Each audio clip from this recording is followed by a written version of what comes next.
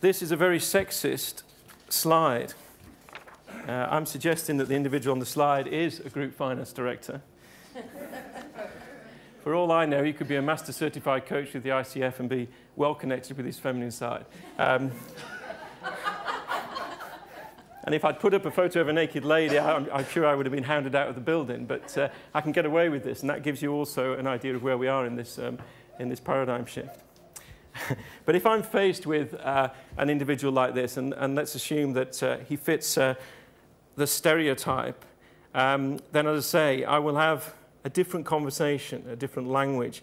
I will take what I believe about energy and other sort of concepts, and I will translate it into a language about return on investment, headcount, costs, budgets, spreadsheets, logic, proof, scarcity, politics, and risk. And that's because ultimately I respect where this person is coming from, and I think in terms of using a language with which he or she may be familiar, fitting in with that, adapting to that environment is a very important aspect of building trust and therefore creating an opportunity to have an impact as an internal coach.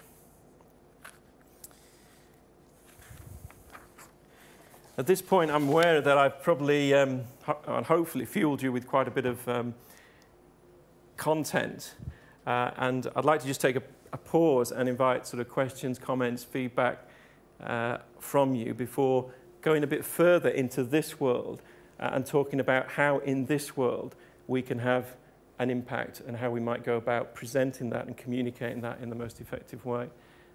But really, I'd just like to open it up and hear people's thoughts so far.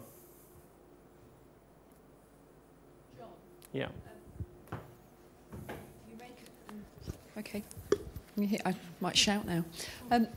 You made a statement about the need to translate your in terms of the language you use. I'm just curious as to whether you've actually taken the risk of not translating.